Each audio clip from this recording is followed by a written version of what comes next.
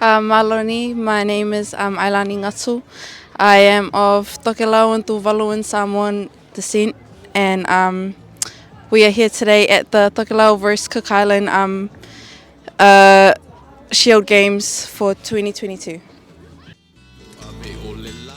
I find being with my family and people that I can relate to in a sense of my culture, I feel like that helps me with my mental awareness.